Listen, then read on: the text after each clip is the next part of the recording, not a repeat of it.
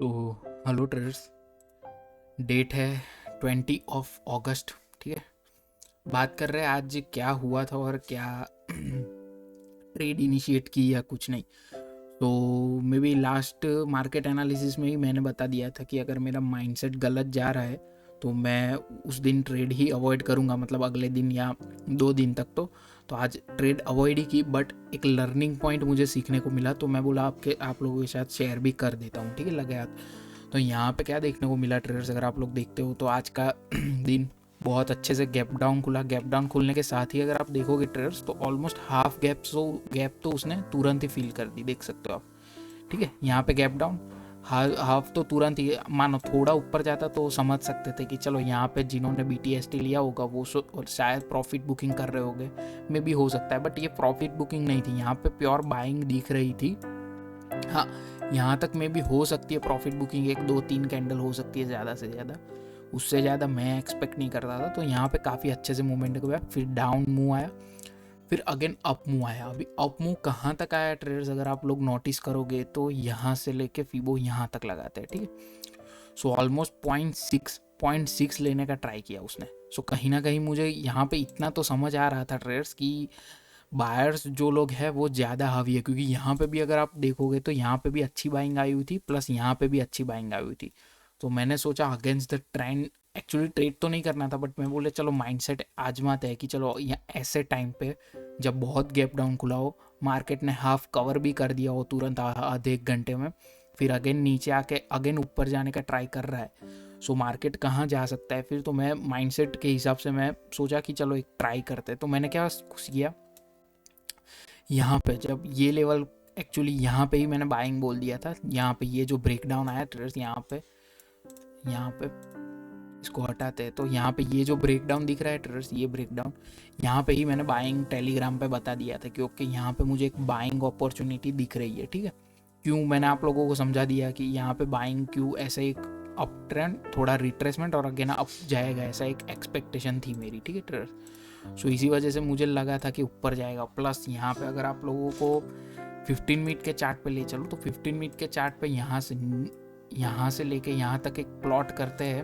अगर फिबोनाची, तो यहाँ पे दिखेगा कहीं ना कहीं 0.6 का एक गोल्डन एरिया आया हुआ था। ठीक है, जो आप गोल्डन एरिया ही बोलते हो यहाँ पे। सो कहीं भी मुझे लग नहीं रहा था कि ये इतनी जल्दी ब्रेक कर देगा, क्योंकि यहाँ पे ये एरिया भी देख सकते हो आप, पहले अच्छे रजिस्टेंस की तरह भी एक्ट कर रहा था।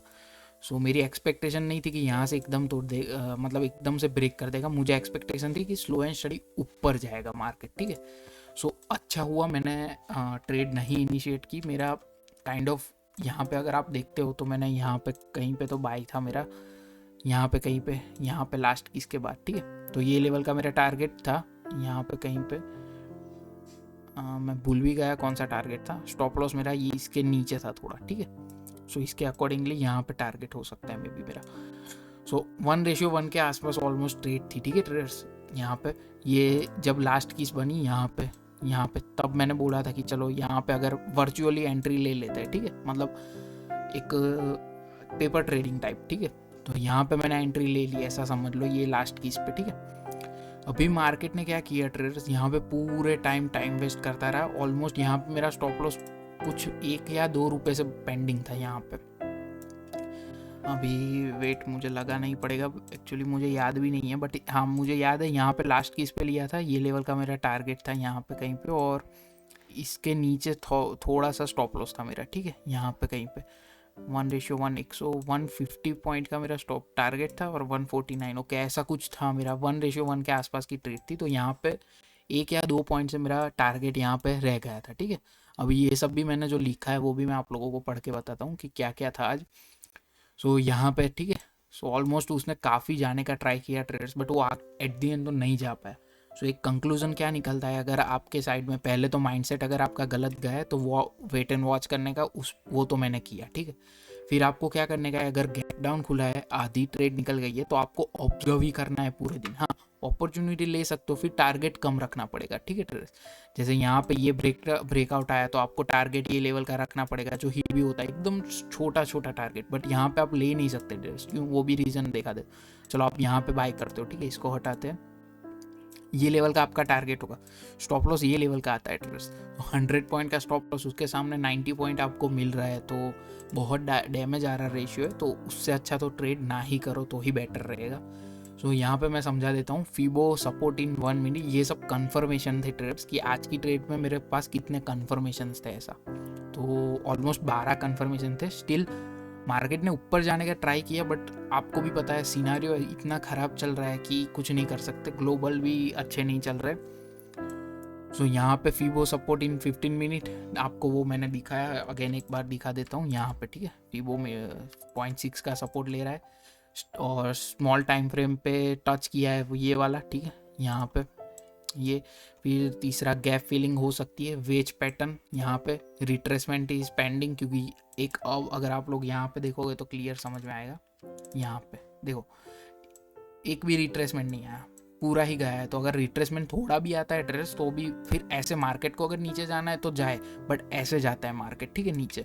सो ये मेरी एक्सपेक्टेशन थी कि अगर ये रिट्रेसमेंट आया तो यहाँ पे रिट्रेसमेंट कैप्चर कर सकते हैं। फिर लोग, आपको पता ही होगा ट्रेडर्स ऐसे टाइम पे सभी लोग सेल ही करते हैं, तो इसी वजह से मैंने ये दिखाया था कि everyone sell, so stop loss hunting is there, ठीक है। तो स्टॉप लॉस हंटिंग आ सकती है ऐसा मेरा मानना था। Major trend line break in 1 minute, major trend line in the sense ये वाली बात कर रहा था मैं, ये यहाँ पे, ठीक है। अगर इसको कनेक्ट करते हैं सही से तो आपको दिखेगा यहाँ पे, ठीक है। ये लेवल की ट्रेंड लाइन का भी ब्रेकआउट आ चुका था। फिर सेलर स्टैप एट यहाँ पे, कहाँ पे बात कर रहा हूँ, ये लेवल पे, यहाँ पे सेलर स्ट्रैप हुए थे। और बट ऑलवेज ए ट्रेडर्स, अगर यहाँ पे आप सेल करते हो तो आपका स्टॉप लॉस ये लेवल का ही होगा। सो मार्केट ने बहुत ट्राई किया traders, but at the end नहीं जा पाया मार्केट। यहाँ पे देखोगे तो, ठीक है, अगर आप यहाँ पे सेल करते हो तो आपका स्टॉप लॉस ये लेवल का होना चाहिए, तो वही मेरा टारगेट था। सो ये हो गया, कहाँ पे आए थे, ठीक है, 1229, मतलब यहाँ पे कहीं होगा 1220, ये रेड कैंडल की बात कर रहा हूँ।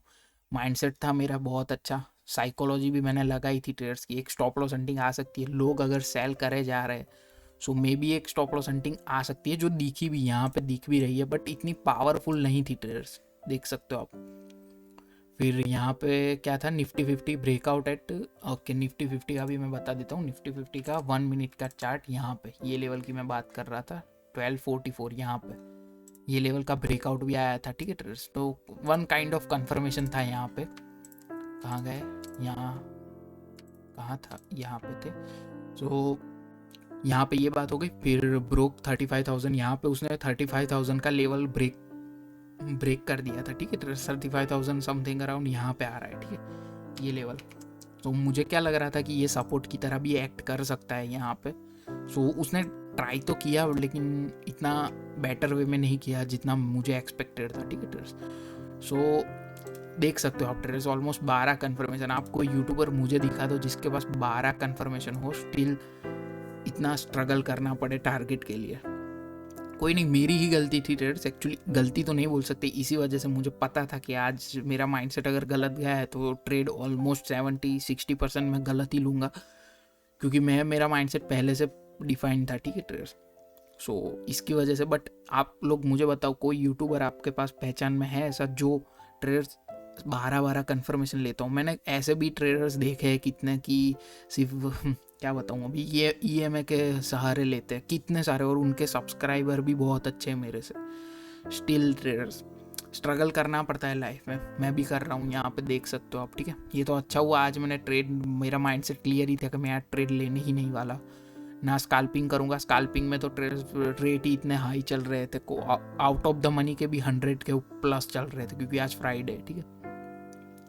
सो ये सब बातें थी, तो मैंने आज बोला कि एक भी सिनारियो मेरे साइड नहीं था, तो मैं बोला 12 क्या, मेरे पास 12,000 भी कन्फर्मेशन हो तो भी मैं ना लूँ ट्रेडर्स, ठीक है। सो आप लोग सीखो, एटलीस्ट 4 कन्फर्मेशन तो मैंने पहले भी बोला है, तो आपके पास 4 कन्फर्मेशन तो होनी ही चाहिए। फिर साइकोलॉजी और माइंडसेट अलग है, ठीक है। सेटअप में 4 आपके ऐसा होना चाहिए, ये मत इंक्लूड करो, ठीक है। तो भी मेरे पास 10 लॉजिक थे, ठीक है, 10 क्या बोलते हैं वो थे, ठीक है, कन्फर्मेशन एंट्री लेने के। सो स्टिल नहीं गई, यहाँ पे ऑलमोस्ट बच तो गया मेरा स्टॉप लॉस, बट कोई नहीं, एट दी एंड तो यहाँ पे मुझे अगर होता तो रेड में ही बुक करता, ठीक है। हाँ, यहाँ पे मैं बुक कर सकता था, अगर लिया होता तो अच्छा प्रॉफिट दिखा भी रहा होता, बट कोई फ़ायदा नहीं है ट्रेडर्स ऐसा। तो कोई बात नहीं, होता रहता है, मार्केट है ट्रेडर्स, ठीक है। मार्केट में ऐसा कुछ नहीं होता कि करना ही पड़े, आप लोगों को स्ट्रगल करना ही पड़ेगा ट्रेडर्स। जो लोग ईएमआई पे लेते हैं वो होते हैं ट्रेडर्स, मैं ऐसा नहीं बोलता, बट कोई बात नहीं, ठीक है traders. So thank you and जय हिंद।